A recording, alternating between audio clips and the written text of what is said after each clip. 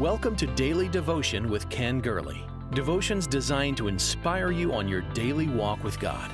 Here's your host, Ken Gurley. Hey, good Monday morning to each and every one of you. Roy, good to see you. Mike, good to see you. Hey, gang. Hey, people. Here we are. Another great week ahead of us. Another week in the heart of June, and this is when it gets so exciting. And camps are going on all around us.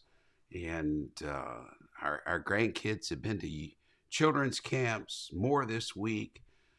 Camp meeting in Pasadena, Building the Bridge conference here in East Houston. We have got stuff going on, and it's going to be a great week for all of us here. I'm very, very thankful, and thankful for what the Lord has done. Tessie and I were in New England over the weekend, dedicating some friends' brand new church that they built, and what a beautiful church it is, and a great time to see a bunch of folks, and yes, even some of our daily devotion folks up in New England.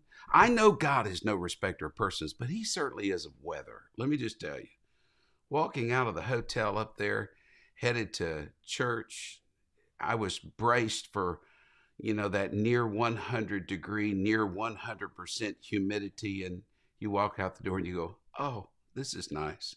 Wow. So this is how the rest of the folks live. Yes.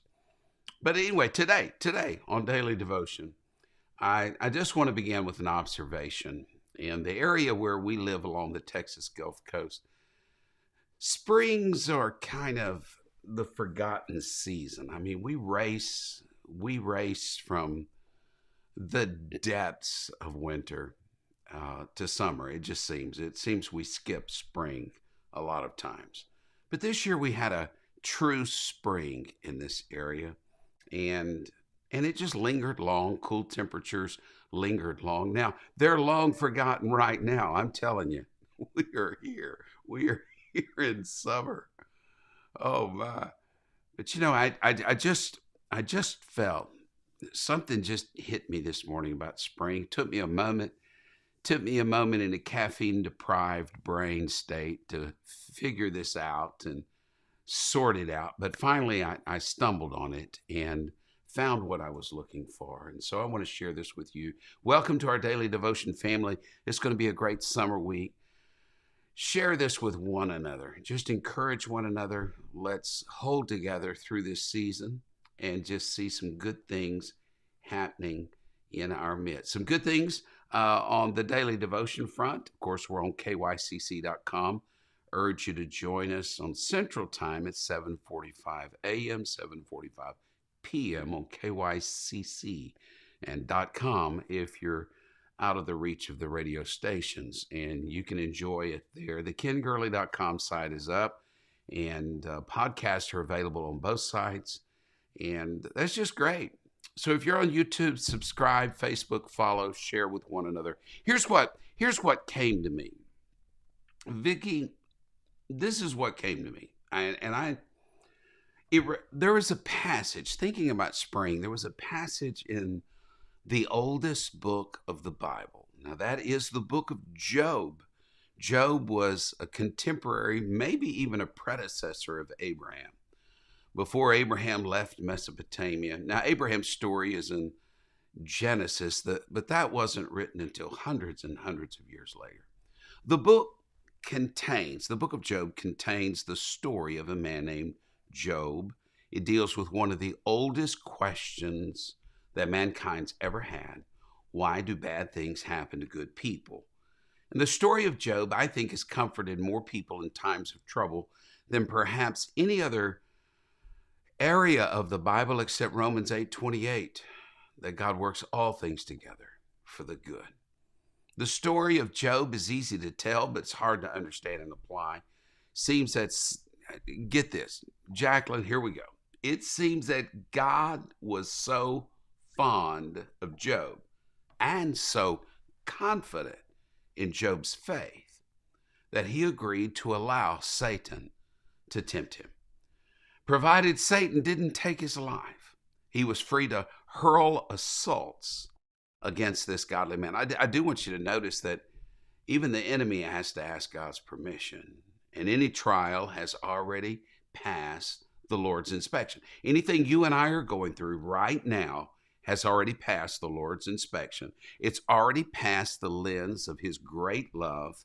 It's already passed the filter of Romans 8:28. And God has already said, what you meant for evil, I can work for good. I can make this good in their life. Satan took away Job's family, took away his possessions, his health. And for as much as some commentators say 13 years Job suffered, his wife turned her back on him. Job's 3 friends, what great friends these are. Eliphaz, Bildad, Zophar. Whoa, what great comforters. With their limited knowledge, though, they tried. Finally, a 4th man, the young Elihu, came and spoke a little more accurately about the nature of man, the trials he faces, but all of them as we see through a glass darkly. Job's faith, though, didn't waver. God's confidence in him was well-founded. Job remained secure in his position with some of the greatest verses in the Bible. Though he slay me, yet will I trust him. Though skin worms destroy this body, yet in my flesh I shall see God. Oh, man. Oh, my. Finally, God met with Job toward the end of the book in a personal encounter. And Job had been asking why. But rather than showing up, Miriam, I want to see if you find this with God. Rather than showing up and just answering our questions, he had some questions of his own. God began to question Job. Wow, questions that were impossible for Job to answer. Job, where were you when I laid the foundation of the earth? Job, have the gates of death ever been opened to thee and you've walked through and you know what's happening on the other side? How is the light parted? Job, have you entered into the treasuries of the snow? Can you send lightning on the face of the earth and call it back?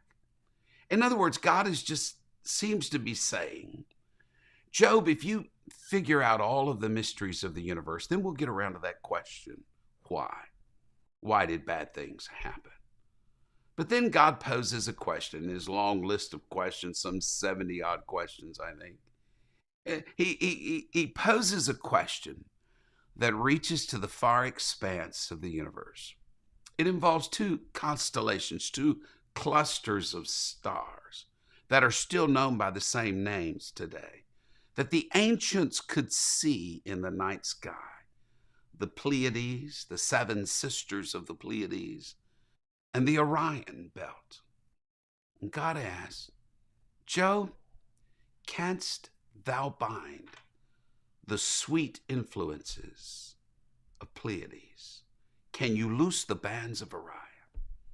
The Pleiades is a group of stars. 7 are prominent that are called the 7 sisters. The word Pleiades in Hebrew is axle or hinge, and some people suggest that Pleiades is roughly the center of gravity for our vast solar system. The Orion constellation is the only one most visible to inhabited places on the planet. The Orion belt is first recognized in the other stars which form a large hunter in the sky. Yes, some say that constellation was a head nod to the great hunter named Nimrod. But the Bible speaks of the sweet influences of the Pleiades and the bands of the Orion. You see, here, let me explain. I read one old Bible scholar years ago, and this is what it took me a time to find this morning, that in the Mesopotamian valley where Job lived, the constellation Orion would appear at the zenith at the middle of the winter. And its message was this: spring is on the way. Winter is almost over. Then when winter had passed, the Pleiades appeared at the beginning of spring, and God questioned Job was simply this: can you stop the season that I have started? Can you stop winter being over and a new day dawning? Can you stop the sweet influences of the Pleiades? Job, if you could do that, then maybe I could explain to you why these things have happened. And this is the thought that came to me this morning. When it's time for a new season, Brother Moore, Brother Marcelli, so good to see you. When it's time for a new season, Don, Diane, you stop it if you can. Because when God says winter is past and spring is here and a new season is dawning in your life, there are things you can't stop. The arm of the flesh is not strong enough to stop. Now, there's some things in life you can easily stop. You can stop your car at a stop sign. Well, almost. Does anybody ever really? Okay. All right. Okay. Confession's good for the soul.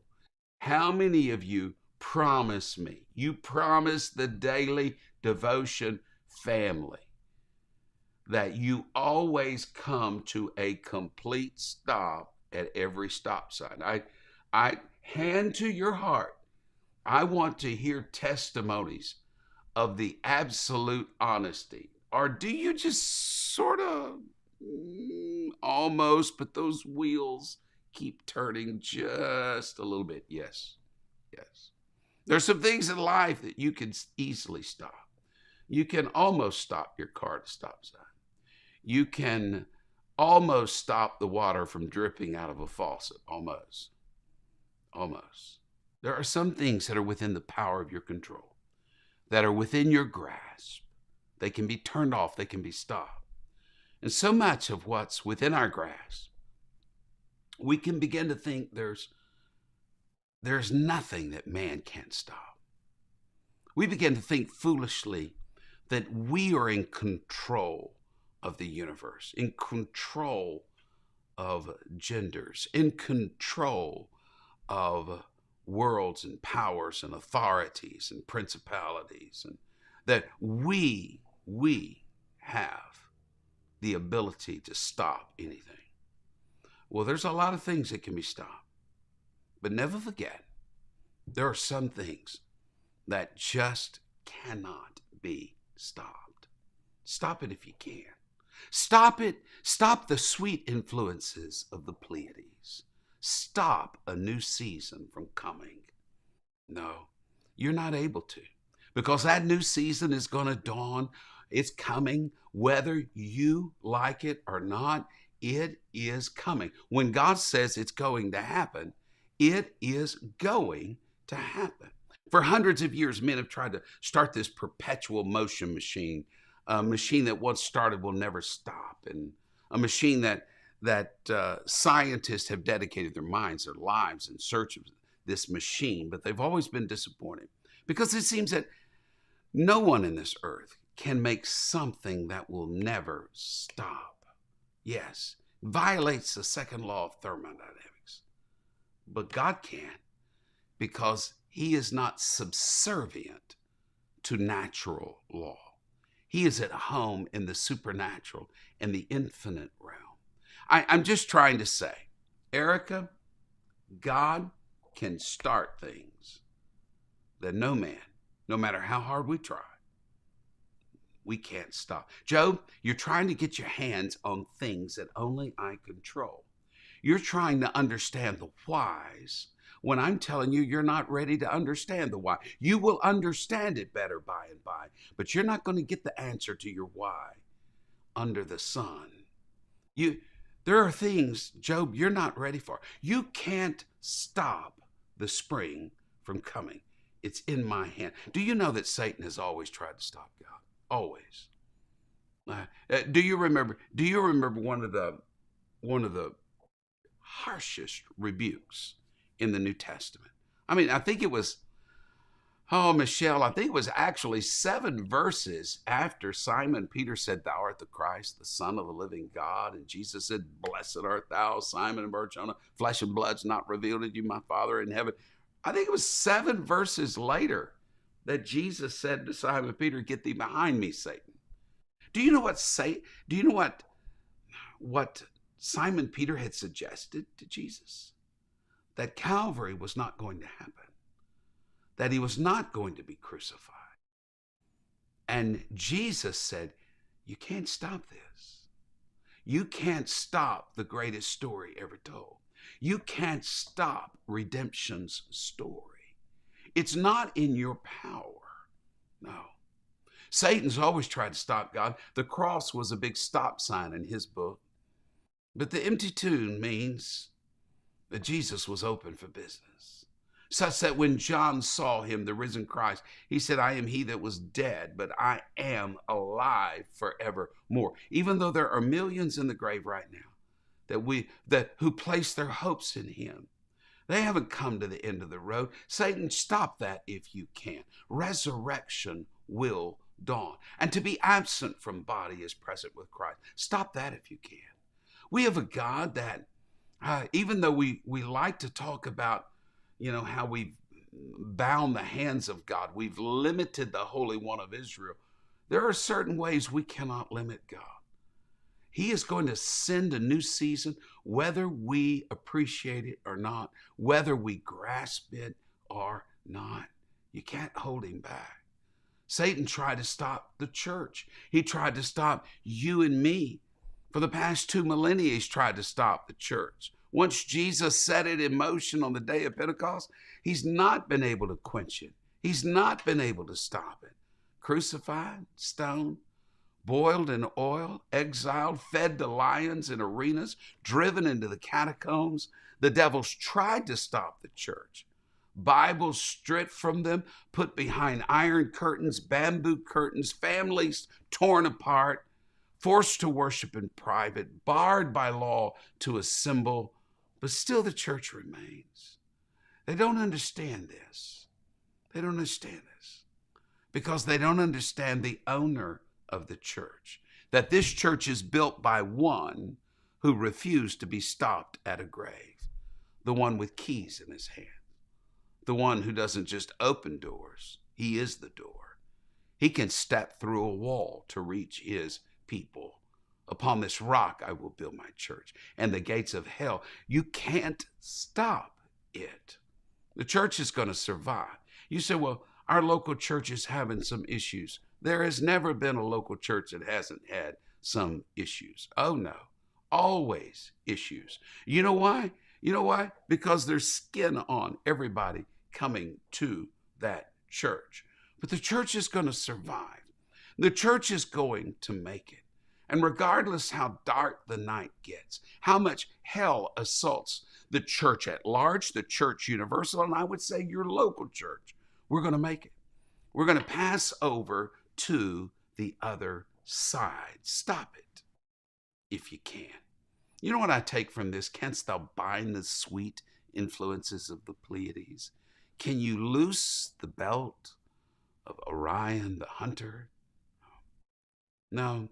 What I take from this is the impossibility of man stopping what God has started. The Apostle Paul was in a prison cell in Rome. He wrote to the church in Caesarea Philippi, thanking God for the church. He said, in every season of life, I just thank God how you're continued in this gospel from the beginning to this very day. Then he says these words that I love so much. Being confident of this very thing, that he which hath begun a good work in you will perform it until the day of Christ. Stop it if you can. Stop praise from coming up, and rocks will cry out. Stop it if you can. God's not through. God's not through with you yet. He's not given up on you. You may have given up on yourself, but he's not given up on you. What he has begun in your life, he will finish it. Oh, yes. He is a wonder-working God. Hey, Job, look up to the night sky. Can you stop the mighty hunter Orion from appearing in the night sky and telling you winter, the old, is almost over? No. God has set something in motion. Job, can you bind the sweet influence of those 7 sisters of the Pleiades that mark and herald the beginning of spring? I'm telling you, your spring. Deborah, I feel like I don't know. You can say, Ken, you're naive. Ken, you're just so foolish. Ken, you're just so blinded. But you know, I've looked into the Word of God. I've looked into the oldest book of the Bible. The oldest book of the Bible. And it has spoken to me this morning. And it has told me that when God sets things in motion, kingdoms will rise, kingdoms will fall. Ultimately, heaven is his throne, earth is his footstool. And when God says, it shall be, all he's waiting for is for me or for you to agree with heaven and say, it is going to happen. That God is going to make a way. And no matter what I'm seeing, no matter the distress I've experienced, no matter, Job would say, the loss of my family, the loss of my health, the loss of my possessions, the rejoicing of my so-called friends over my demise, over my seeming demise, heaven, if you say it's time, to come up out of these ashes and to arise for your glory and to give you much glory, then I agree with you, Lord. I agree. You can't stop the spring from coming. As long as humanity existed, it's part of the Noahic covenant. There will be times of seed time and harvest. Spring comes. The ground opens. The flowers bloom. The trees turn green. What God starts, you can't bind. And I just want to tell you something, Deborah, Jeannie, I just want to tell you something. What God is doing in you, no naysayer, no false friend, no enemy can stop. The world can't stop what God is doing. Stop it if you can. You can. Only you can quench the moving of God's presence in your life. The world can't. The enemy can't. No one else can. Yes. Only you. Only you through faithlessness, distrust, and unbelief can stop God from moving. Like those people in Nazareth did. They stopped him from not doing what he wanted to do because of their unbelief. I don't want you to stop it if you can. I want you to allow the presence of God to move mightily. I'm talking to 565 of you right now, this very moment. And I'm just telling you, this is the moment for you to say, I agree with you, God.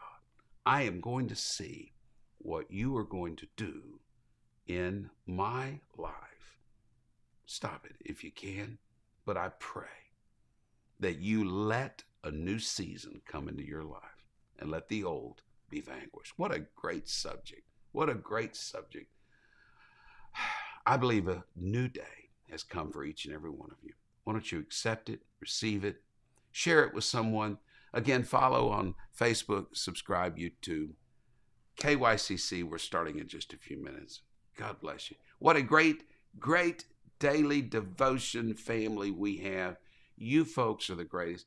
I don't care what your dog thinks about you. I mean, your dog may nip at your heels, but we think you are grade A, pasteurized, homogenized, won't rip, tear, ravel around the seams. That's what we think about you on Daily Devotion. God bless. Look forward to seeing you again mañana. Let's go have the greatest week of our lives. God bless you today.